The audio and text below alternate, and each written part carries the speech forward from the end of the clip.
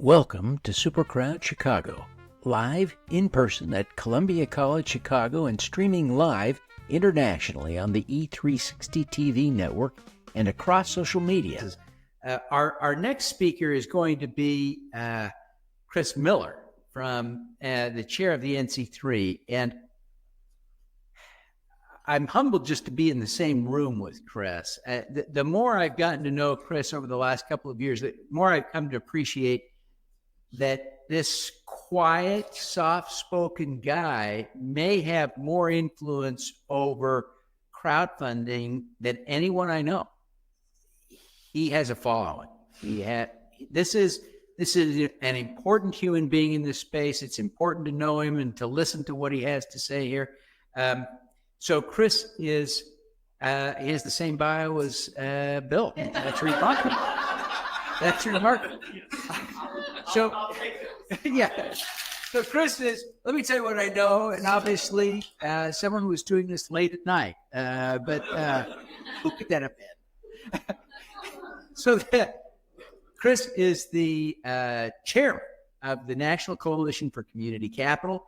This is an organization that does amazing work on capital formation focused on communities. And he also helped passed a law in the state of Michigan to allow for intrastate crowdfunding and then set up a portal to do that in Michigan. So, I mean, he's a rock star. So, Chris, please join us at the podium here, and I'll pull up your slides for you.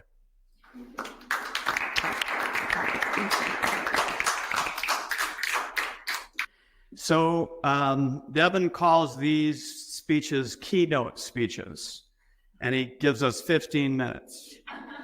And I'm like the 8th or 9th keynote speaker and the last one on the agenda. So, being last can be challenging, but if you're the best, it's okay. In this case, however, as I've reviewed all of the presentations that preceded mine, I've concluded that I'm actually the worst of the keynote speakers. So what I'm going to do, we've been operating at this level all day long. I'm going to start bringing us back down to the real world. Okay, so let's set the bar right. So I wanted to say a couple of things. First of all, thanks to Devin. Again, I echo all the positive comments about the work that he is doing to move this forward and the opportunities that he's provided for a lot of us to spread the gospel around. And two, for those of you who wondered, like I did, what he was like in person, I have two observations. So the first is that as hard as it is to believe, he's actually more energetic in person than he is virtually. And I think that's almost physically impossible, but he's proven me wrong. And the second is, like he commented a while ago, he can actually fit comfortably in the middle seat on an airplane. So just show you. I didn't know how tall he was, right? So anyway, so I want to express my appreciation to all the speakers that have preceded me today. And maybe in particular, Brian, because you so beautifully created a synopsis of why this work is important. And there's a lot of things that fall from that evolution of capitalism and the way that it's evolved that have been negative. And it's been exciting all day to hear about people's perspective about how we can change that through this idea of investment crowdfunding and community investment, et cetera. So my congratulations to everybody for that. I appreciate it, and I think it's really important for us to continue to remind folks, because again, we have new people in the room today, there are presumably new people listening today, that we talk about the why, because we're asking to make a really, really big change in how the world has been. And so I think it's really critical, and in the end, I'm going to say it again, Brian, I don't normally do this twice, but you did the why so well on that piece of it. And I want to extend that just a little bit before I get into my slides. So one of the things that we don't hear very much about, we're hearing more about it, is wealth building. In fact, the Democracy Collaborative recently came out with about a 36-page guide to wealth building, which incidentally didn't talk about investment crowdfunding or community investment. So they missed a big piece. We'll get that fixed going forward. But how does wealth get built? It gets built through capital recirculation. And that's a phrase that we hardly ever hear about, and it is so critical to our financial well-being, the strength of our local communities, et cetera. And how does capital recirculation happen? It happens when there's a lot of local businesses in the community. And when a dollar comes into the first of those businesses, it gets spent in the next business and the next business and the next business. And today, in a lot of our communities, that doesn't happen virtually at all. When Black Wall Street existed in Oklahoma before the race riots destroyed it in the 1920s, when a dollar came into Black Wall Street, it recirculated over 100 times. I've seen numbers anywhere between 70 and 135 times. So that dollar became $100. Today in the city of Detroit, where we're doing a really, really large project, when a dollar comes into the city of Detroit, it exits the city of Detroit 20 minutes later. So it's very, very difficult to build wealth in those kinds of communities. So what do we need? We need a lot more small local businesses starting continuously. And so the work that many of you are doing in that space is absolutely critical. I mentioned to a couple of you, so you'll excuse me for repeating it, but I was in a meeting earlier this week with the Michigan Economic Development Corporation, and we were talking to the smart zones that we have there that are our tech smart zones built around universities. And they were talking about, one of the speakers came in that does a lot of work with the Department of Defense. And he put a chart up that was absolutely terrifying because it showed the decline in the small businesses that were a vital part of the Defense Department over the last 20 years. It was like an insane decline in those small businesses. And why is that?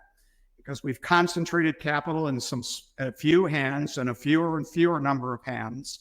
And they're doing everything they can to protect that capital. And they really aren't committed to anything except from, that kind of extraction of capital. So we have to fix it. It's really important that we do this work. So this is not only great for starting businesses, which is the reason that I first got particularly interested in this as an economic developer, but it's critical for us creating a strong, vibrant community.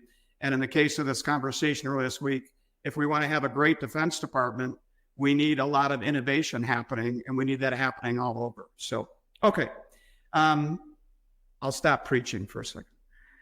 So I wanted to briefly touch on the core principles. And again, some of these have been mentioned earlier, but for NC3, community capital is inclusive, and that means what it says is fair and equitable.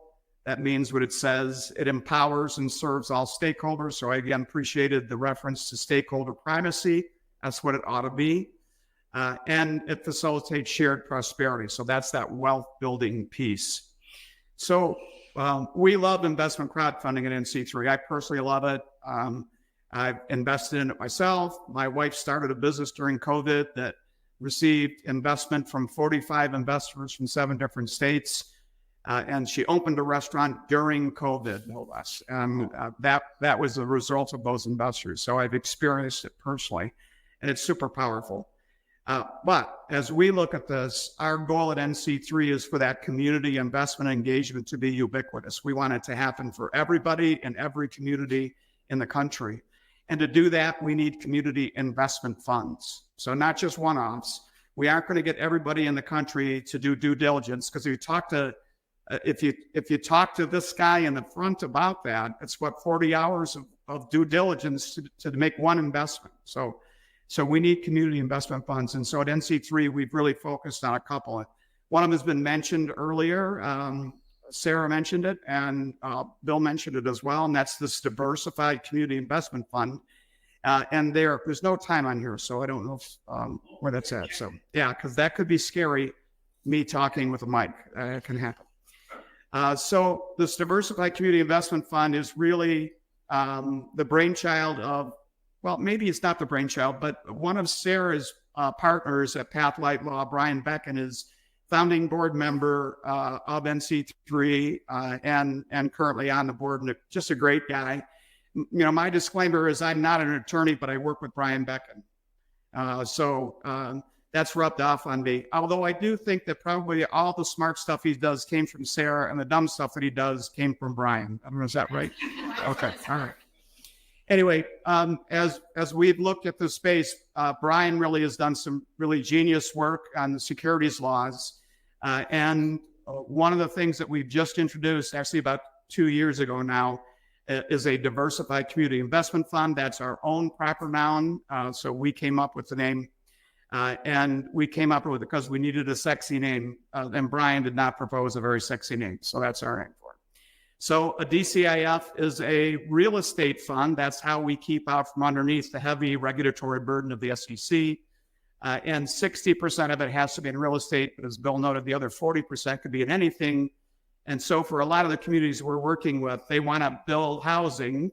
Not surprisingly, everyone's figured out we need it, but they also want to support the business community. So this gives you a chance to do this. So we're piloting this out in 4 communities that look like they'll be raising capital in 2024. Big project in Detroit, big project in Cincinnati, a statewide raise in Rhode Island, and a small project in northern Michigan. And the beauty of this, it has several beauties in terms of where the fund sits. It can be a standalone, or it can sit with just about any other entity. You just have to have a good attorney to help you with that. I'll get my $5 later, Sarah, from that. Anybody can invest in it. That's critical for us. Again, we don't do it. If non-accredited investors, the 90% of the population are non-accredited, we don't even spend any time with it. If it doesn't have the possibility of wealth building, we don't spend any time doing with it, because there are plenty of other ways to do things. Everybody can invest in it, and you can use any legal strategy. So Reg CF, Reg A, private offerings, direct public offerings can all raise funds into this. And then the income comes out. The other piece is governing can be done any way you want. At NC3, we like messy cap tables, and we like messy governance. So we want to see as many people on the cap table as possible, and we want as many people involved in the decision-making process of how that money is spent as possible. So we're really excited about the DCIF and getting really good traction. In addition to the 4 communities that we have that we think will be raising money in 2024 into those funds, we have about another dozen across the country that we're talking to. They're in the pipeline in some space. The next fund has question marks next to it. So Brian calls this fund a supplemental fund, which really is a lousy and not very sexy name, right? But he calls it that way because he's an attorney, and the fund has to be supplemental to the business that the company is raising the fund into does. So here's the plain language. And again, Sarah will correct anything I get wrong as I'm about to go forward. So if your business is not in the business of selling securities or investing in securities, then you can set up a fund that raises capital into your company.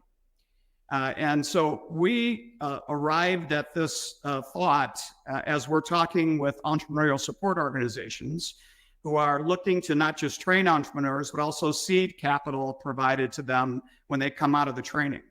And they came to us and said, there's actually a national organization came to us and said, hey, look, we got all the VC money we need. We've got all the 10X company money we need. For the 80% of the people that come through our program, we have $0, and we want to be able to match that training with funds. So in talking about this with Brian, and also we're having a similar conversation with a national organization that's working with co-op and trying to turn those silver tsunami businesses into worker-owned co-ops. The banks don't like that either. And so we're looking at setting up a fund like this for those folks, because as a entrepreneurial support organization, you could set up one of these funds, this unnamed supplemental fund. And I'll give you in a second. We're going to do a crowdfunding experience or a crowdsourcing experience in just a second. Here are the good things about it. Again, if you're not in the securities business, pretty much any entity can host it. Anybody can invest in it. It's one small glitch is you can't use Reg CF into it, but you can use a direct public offering in order to raise capital in it. And you can do a Reg A offering, so you can get an unlimited number. So if you have a bigger raise you're needing to do, you can do that. And fund income is going to depend again upon what the investments look like. Also has the opportunity to be governed a bunch of different ways. So we're looking to do this. So here's the crowdsourcing piece. We have 4 names we're looking at. So Bill is going to keep track. We're going to do a raise hand because he's on the board, and I asked him to do it, and he has to say yes. Okay, you ready? So we're looking at, here are the 4 that are running up. So supplemental that Brian likes, and understandably, impact, support, and align. So we're talking about a supplemental community investment fund, an impact community investment fund, a support community investment fund, or an aligned community investment fund. All right, so I'm going to go through those. Raise your hand for the one you like. He's not even in here, is he? Bill, he left. Okay, TP, you're on the board. You have to keep track of this. You ready? All right. If you like supplemental, that's the one Brian likes. No hands. I love it. All right. Impact. Oh, a lot of hands. Wait, hold him up because TP's counting, and even though he's from Yale, he's not that fast. Okay. All right. Support. Also no votes. Aligned. Aligned is my personal favorite, just so you know. So, okay. So I finished second. Right. Okay, great. So if you're in the virtual audience and you send in your top 3 suggestions and they align with ours as this evolves, you can get a 50% off NC3 membership. 3, 2, 1, I'm all done. Thank you very much.